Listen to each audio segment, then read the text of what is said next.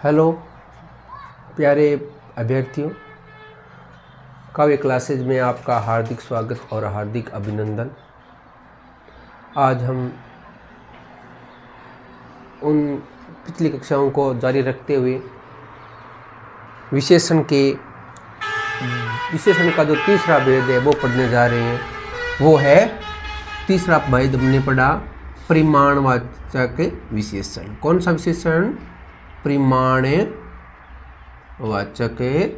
विशेषण के बारे में चर्चा। जिन बच्चों ने अभी जो पहली बार कक्षा देख रहे हैं उनसे मैं आग्रह करूंगा कि पिछली क्लासों में भी हमने संज्ञा सर्वनाम विशेषण के बारे में चर्चा की है। वो क्लास भी आप जरूर देखें। देखिए, परिमाणवाचक विशेषण किसे कहते हैं? यानी परिमाण, जो शब्द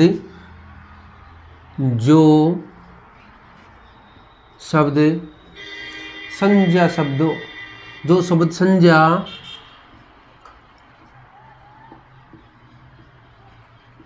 शब्दों के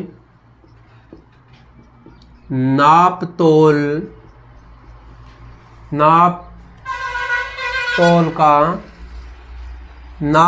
का बोध करवाता है,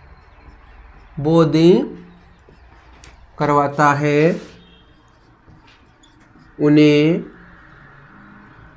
परिमाणवाचक विशेषण कहते हैं। परिमाणवाचक विशेषण कहते हैं। उन्हें हम क्या बोलते हैं? परिमाणवाचक विशेषण कहते हैं। परिमाणवाचक विशेषण जो शब्द संज्ञा शब्दों के नाप तोल का बोध करवाता है उन्हें परिमाणवाचक विशेषण कहते हैं। जो शब्द नाप तोल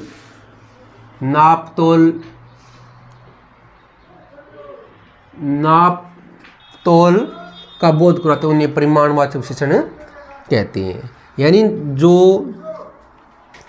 जो वस्तुएं तोली जाती है, यानी उसका परिमाण ज्ञात किया जाता है, उसे हम बोलते हैं हम परिमाणवाचक विशेषण। यानी ऐसी वस्तु जिसका परिमाण ज्ञात है, नापी तोली जाती है, जिस प्रकार घी है, चीनी है, इसको आप गिन नहीं सकते। यानी इसका परिमाण ज्ञात होता है। तो जैसे चीनी है, चाय है, घी है, तेल है, ये सभी इन सभी वस्तुओं को आप गिन नहीं सकते। इसको आप माप सकते हो। क्या कर सकते हो? माप या तोल करके तोल सकते हो, गिन नहीं सकते। ऐसे नहीं कि 1 चीनी, 2 चीनी, 3 चीनी, नहीं। 1 केजी चीनी है, 1.5 केजी चीनी है, 1 क्विंटल चीनी है। इसी प्रकार चाय है, ऐसे थोड़ी 1 चाय, 2 चाय, 3 चाय, नहीं। तो घी है, 1 घी, 2 घी, नहीं। तेल, 1 तेल, 2 तेल, इस प्रकार आप इसकी संख्या का अनुमान नहीं लगा सकते। तो इसको नाप तोल किया जाता है, इसका परिमाण ज्ञात किया जाता है। नाप तोल वाली वस्तुएं, नाप तोल वाली वस्तुएं हैं, वो सब किस में आती है? वो आती है परिमाणवाचक विशेषण में। अब देखिए, परिमाणवाचक विशेषण के भी 2 भेद होती हैं। परिमाणवाचक विशेषण के भेद, इसके भी 2 भेद होते हैं। तो कौन कौन से भेद है वो? एक तो है निश्चित परिमाणवाचक, निश्चित परिमाणवाचक। इसमें क्या होता है? निश्चित परिमाणवाचक में इन्हें नाप तोल, यानी इसका परिमाण निश्चित होता है। इसमें परिमाण निश्चित होता है। और एक है अनिश्चितवाचक विशेषण, अनिश्चित परिमाणवाचक विशेषण। इसमें क्या होता है, इसमें जो वस्तुएं हैं इसका परिमाण निश्चित नहीं होता है, इसमें परिमाण निश्चित नहीं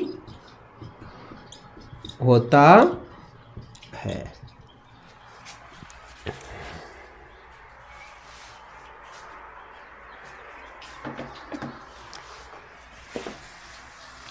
आगे देखो इनके उदाहरण।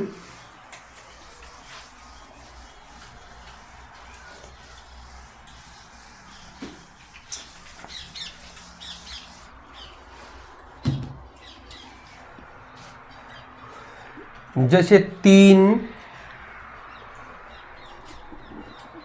kg चीनी, 3 kg चीनी, तो ये 3 kg चीनी क्या होगा, निश्चित प्रमाणवाचक होगा। क्या होगा, निश्चित। यानी 3 kg चीनी है तो चीनी की मात्रा क्या है, निश्चित है, तो ये आएगा निश्चित प्रमाणवाचक।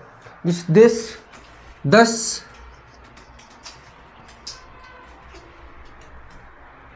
10 किलोमीटर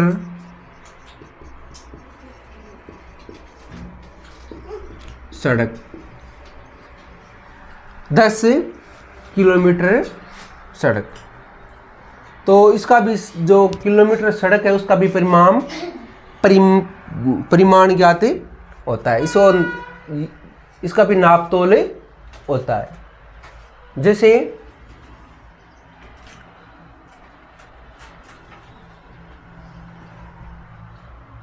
2.5 लीटर दूध, 2.5 लीटर दूध, ये सब क्या है, निश्चित परिमाणवाचक है। इसमें क्या है, निश्चित परिमाणवाचक विशेषण है। क्यों, क्योंकि इसमें दूध की मात्रा क्या है, निश्चित है। दूध 2.5 लीटर दूध वाले में 10 किलोमीटर सड़क है, इसका परिमाप होता है, नाप तोल किया जाता है। और 3 kg चीनी, इसमें भी क्या है, निश्चित परिमाणवाचक विशेषण होगा। अब देखो अनिश्चित परिमाणवाचक विशेषण, जिस प्रकार देखो 2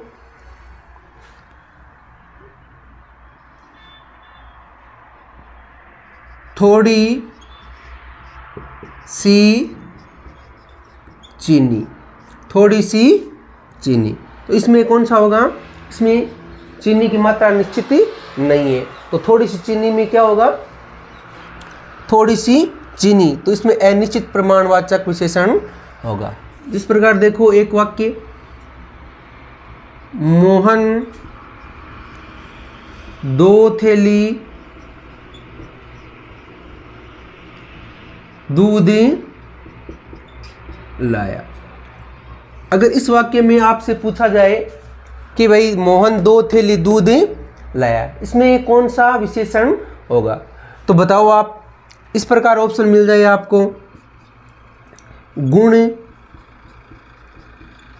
गुणवाचक, संख्यावाचक,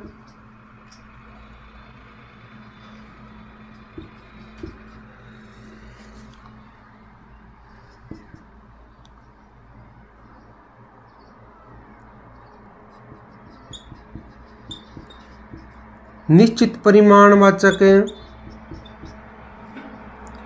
और डी बात की जाए अनिश्चित परिमाणवाचक।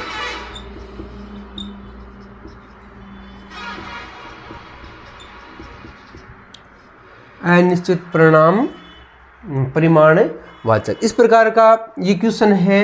इसमें आप कौन सा ऑप्शन सही करोगे, मोहन 2 थैली दूध लाया, तो ध्यान से देखो, गुणवाचक होगा का, संख्यावाचक होगा, नहीं होगा। निश्चित परिमाणवाचक हो गया, अनिश्चित परिमाणवाचक होगा। दूध से में ज्ञात हुआ कि दूध शब्द है, इसमें दूध क्या है, नाप तोल वाली वस्तु है, तो हमें पता चल गया कि निश्चित यानी होगा तो परिमाणवाचक निश्चित परिमाणवाचक होगा या अनिश्चित परिमाणवाचक होगा। अब देखो 2 थैली दूध ले आया, थैली की 2 थैली है ये तो निश्चित है, लेकिन 2 थैली में दूध कितना है ये निश्चित नहीं है। हो सकता है वो थैली 2 kg की हो सकता है वो थैली है वो 5 kg की हो, आधा kg का हो, या फिर 250 ग्राम की, ये निश्चित नहीं है। तो इसमें कौन सा होगा? अनिश्चित परिमाणवाचक विशेषण होगा। कौन सा होगा? अनिश्चित परिमाणवाचक विशेषण होगा। अब आगे देखिए,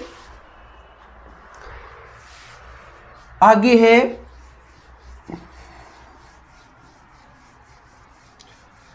सार्वनामिक या संकेतवाचक विशेषण। सार्वनामिक या संकेतवाचक विशेषण।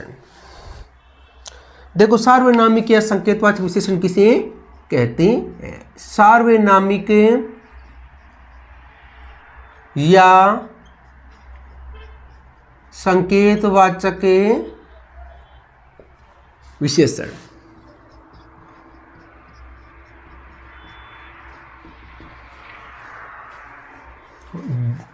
जो सर्वनाम शब्द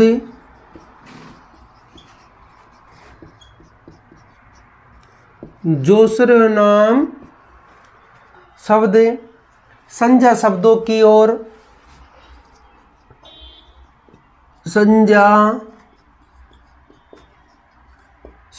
की ओर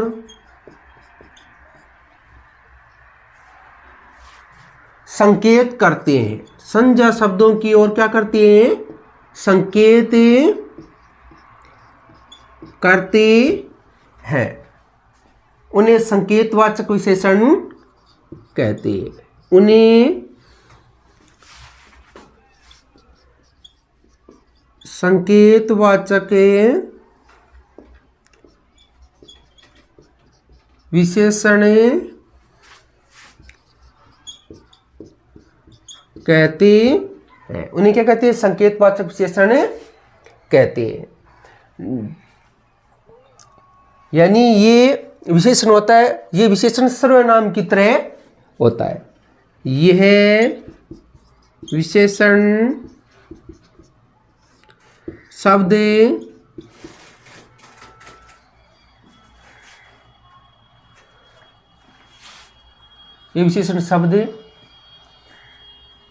सर्वनाम होते हैं, लेकिन काम विशेषण की तरह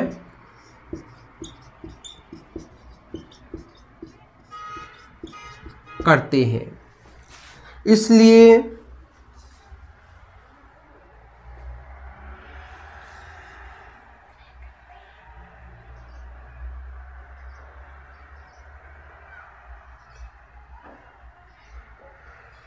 काम विशेषण की तरह करते हैं, इसलिए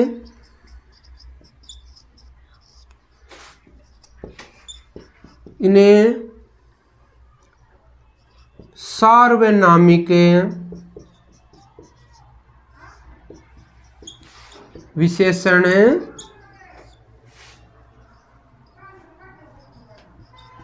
कहते हैं। क्या कहते हैं? इसे सार्वनामिक विशेषण कहते हैं। एक बात ध्यान रखनी है, यानी ये सार्वनामिक विशेषण है या ये सर्वनाम है। जिस प्रकार देखो, यह घर मोहन का है। ये घर किसका है? मोहन का है। क्या है? मोहन का घर है। ये घर मोहन का है। तो देखो ये शब्द है, ये घर की क्या बता रहा है? विशेषता बतलाता है।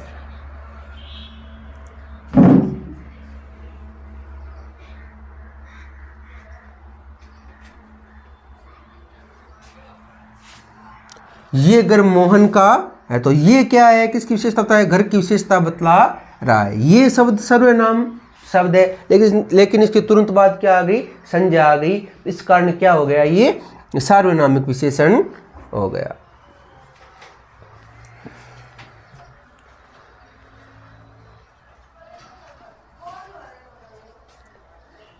तो ये हमने पढ़े विशेषणों के बारे में चर्चा की। तो सर्वनाम विशेषण किसे कहते हैं, जो सर्वनाम शब्द संज्ञा शब्दों की ओर संकेत करते हैं उन्हें हम संकेतवाचक विशेषण कहते हैं। ये विशेषण शब्द सर्वनाम होते हैं लेकिन काम विशेषण की तरह करते हैं, विशेषण की तरह करते हैं, इसलिए उन्हें सार्वनामिक विशेषण कहते हैं। जिस प्रकार देखो ये शब्द क्या है, सर्वनाम है, लेकिन यहाँ इस वाक्य में विशेषण की तरह प्रयुक्त हुआ है, तो इस कारण इसे बोलते हैं सार्वनामिक विशेषण। क्या बोलते हैं, सार्वनामिक विशेषण। आगे देखो एक उदाहरण और देखो, यह पुस्तक मेरी है। अब देखो ये शब्द आ गया और पुस्तक तुरंत बाद संज्ञा आ गई, तो कौन सा हो गया, इसमें हो गया सार्वनामिक विशेषण। कौन सा हो गया बच्चों, सार्वनामिक विशेषण। और इसमें भी सार्वनामिक विशेषण हो गया।